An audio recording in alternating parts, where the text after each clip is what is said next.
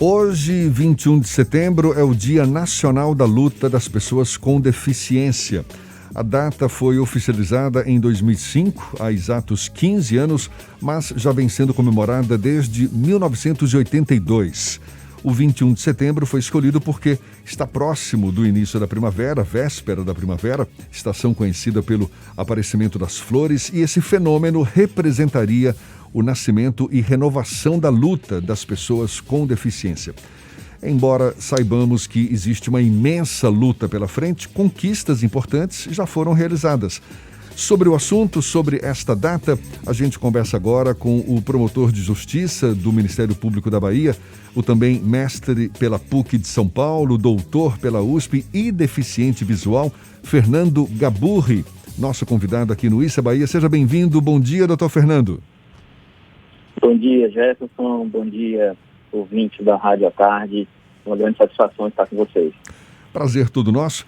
Doutor Fernando, a gente sabe que não é de hoje, não é? A gente ouve sempre, a sociedade brasileira tem urgência por uma cultura mais inclusiva. E dados para isso não faltam, não é? O censo de 2010, por exemplo, revelou que mais de 20% da população brasileira possui algum tipo de deficiência, algo como 45 milhões de pessoas. Ainda que sejam números muito expressivos, para muita gente, as pessoas com deficiência são totalmente invisíveis. Como reverter essa situação, doutor Fernando? Jefferson, você toca num ponto muito importante, que é essa questão de haver um quantitativo expressivo de pessoas com deficiência. 45 milhões é quase um quarto, 25% da população brasileira de hoje. E essas pessoas, muitas delas pelo menos, estão numa situação de invisibilidade. E eu posso atribuir essa situação ao fato de que muitas delas não têm oportunidades de serem vistas pela sociedade. E o fato delas não serem vistas, elas não são lembradas. E o fato delas não serem lembradas as tornam invisível. Então isso fecha um ciclo de invisibilidade que é nefasto, que é terrível para a garantia de direitos dessas pessoas.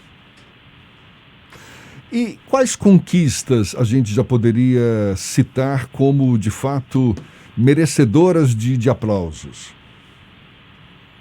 Ao longo do tempo, desde 1982, como bem citado no início da reportagem, já começaram a aparecer conquistas, embora ainda menos expressivas. Talvez uma das grandes conquistas da pessoa com deficiência seja a nossa Constituição Brasileira de 1988, que garantiu inúmeros direitos, e o principal deles, que é o direito à igualdade com as demais pessoas.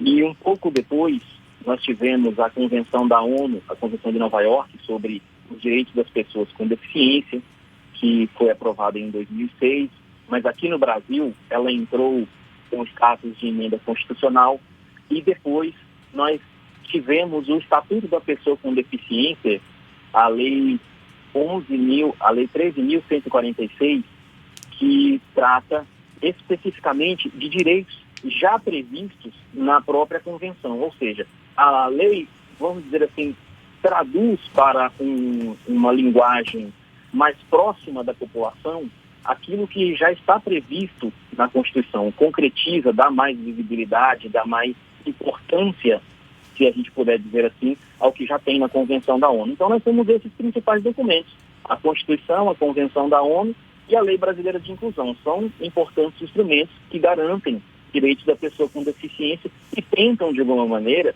diminuir essa situação de invisibilidade a que essas pessoas têm enfrentado nos últimos tempos. Professor, nós temos uma legislação relativamente avançada na questão do PCD, com até reserva de direitos trabalhistas e outras questões de acessibilidade e outros direitos. Porém, a execução da legislação pode não ser a ideal. O que falta para o Estado brasileiro fazer com que essa legislação que existe na tese, né, no mundo perfeito da lei, mas que ainda não chega para toda a população que tem algum tipo de deficiência?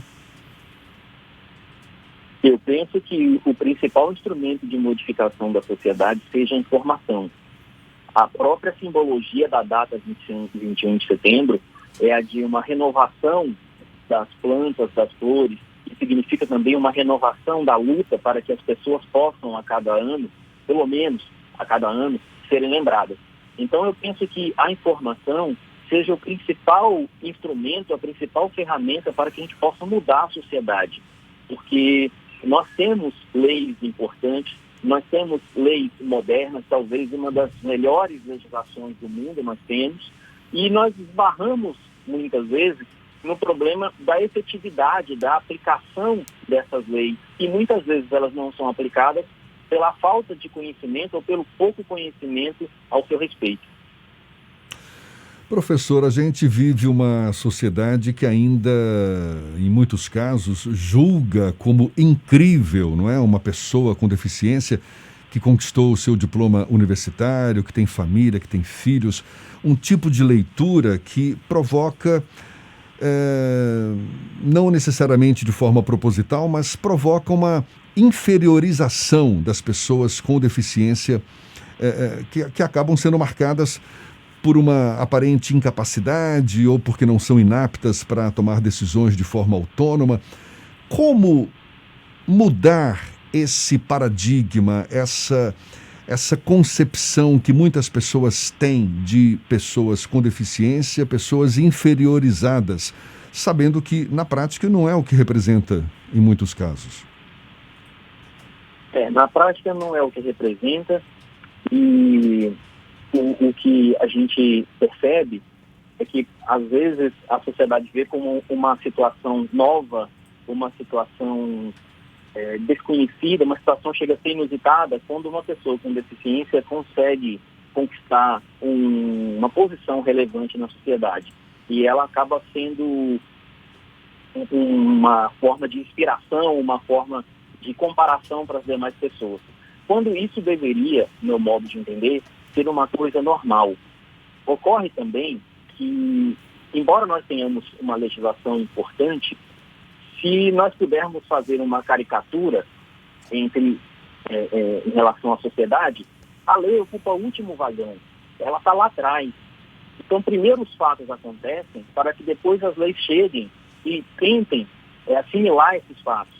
Então, o fato de haver uma legislação moderna, uma legislação que pode ser espelhada por outros países do mundo, o texto que está no papel não vai se tornar uma realidade se a sociedade não assimilar esse texto. Por isso que eu entendo importantes essas oportunidades, esses espaços que a mídia oferece, para que esses pontos possam ser esclarecidos e a sociedade possa cada vez mais se informar. A informação, eu penso que seja hoje o grande instrumento de vitória de todas as pessoas, e com essas informações entender que a pessoa com deficiência trabalhar, estudar, ocupar um papel de destaque deve ser tão normal como uma pessoa sem deficiência fazer essas mesmas coisas. A gente tem um debate hoje na sociedade muito grande sobre os direitos de minorias em geral. E os PCDs são uma parte minoritária da sociedade do ponto de vista não necessariamente de quantidade, mas de minoria social. Esse debate que a sociedade tem feito de maneira pouco adequada não atrapalha também as conquistas de pessoas com deficiência? Desde que esses debates sejam feitos da maneira correta, acabam por contribuir.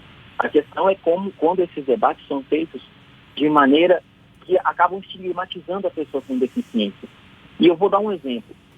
Muitos dos direitos que existem no Estatuto da Pessoa com Deficiência ou Lei Brasileira de Inclusão da Pessoa com Deficiência já existem em outros diplomas normativos, como, por exemplo, a Constituição Federal. Muita coisa do que está na Lei Brasileira de Inclusão já está na Constituição. Então eu pergunto, precisaria da Lei Brasileira de Inclusão para que aqueles direitos que já estão na Constituição se concretizem? Juridicamente não, mas talvez do ponto de vista social seja adequado estar num diploma específico para pessoas com deficiência para que a sociedade possa se informar. Então, o que eu vejo é que esses direitos, quando específicos às pessoas com deficiência, a exemplo da reserva de vagas em concursos públicos, quando debatidos, não devem ser debatidos como um favor, e sim como um direito. O direito de a pessoa com deficiência ter acessibilidade nos meios de comunicação, por exemplo, não pode ser entendido como um favor que a sociedade faz para ela, e sim como um direito que ela conquistou. Então, se os debates forem nesse sentido de conquista de direitos, de busca pela autonomia, pela autodeterminação, que é só isso que eu entendo que as pessoas com deficiência queiram. Elas querem esses direitos para que elas possam, com autonomia, com autodeterminação, seguir o seu caminho. Então, se o debate for sob essa ótica, o debate vai acrescentar, o debate vai contribuir. Mas se o debate for a pessoa com deficiência quer parar numa fase especial porque ela quer privilégio, ela quer reserva de vagas em concurso porque ela não quer estudar e quer entrar assim mesmo. Se o debate for por essa ótica, realmente estigmatiza a pessoa. A gente está conversando aqui com um promotor de justiça do Ministério Público da Bahia, mestre pela PUC de São Paulo, doutor pela USP, deficiente visual, Fernando Gaburri. Nessa luta pelos direitos da pessoa com deficiência, professor, o senhor avalia como maior barreira o ambiente físico ou as próprias pessoas? O ambiente físico, aparentemente, a gente consegue solucionar, não é? A gente está aqui identificando quais são as dificuldades. E a cabeça das pessoas, as respectivas atitudes, qual é a maior barreira? Como é que o senhor avalia? Logicamente que todas as barreiras são importantes do ponto de vista de que devam ser vencidas, superadas. Mas, do meu modo de ver, a barreira física talvez seja a menos difícil. Claro que não é fácil, mas é a menos difícil porque se resolve com obra, se resolve com orçamento, se resolve com licitação, enfim. Mas existem outras barreiras, principalmente a barreira atitudinal, que é aquela que está dentro da pessoa, e essa só consegue ser vencida se a própria pessoa que impõe essa barreira se conscientizar de que o modo de agir dela não é esse, ou que não deveria ser esse, não é o correto. Então, a barreira atitudinal é a mais difícil de se vencer, e é nessa barreira, é a partir dessa barreira que nós lidamos com o principal e o mais difícil dos obstáculos, a discriminação. Por isso a importância da transformação da sociedade para que as pessoas mudem suas percepções, visões, obviamente, tendo uma postura mais equilibrada, mais justa nesse mundo tão plural, tão diversificado quanto o nosso. A gente agradece muito a participação do promotor de justiça do Ministério Público da Bahia, também mestre pela PUC de São Paulo, doutor pela USP, Fernando Gaburri, nosso convidado. Um prazer tê-lo aqui conosco. Seja sempre muito bem-vindo. Um bom dia e até uma próxima. Um bom dia, um forte abraço a todos. Até uma próxima. É mais uma conversa que vai estar disponível logo mais na íntegra nos nossos canais no YouTube, Spotify, iTunes e Deezer. Agora, deixa eu ver, são 17 minutos para as 9 na Tarde FM.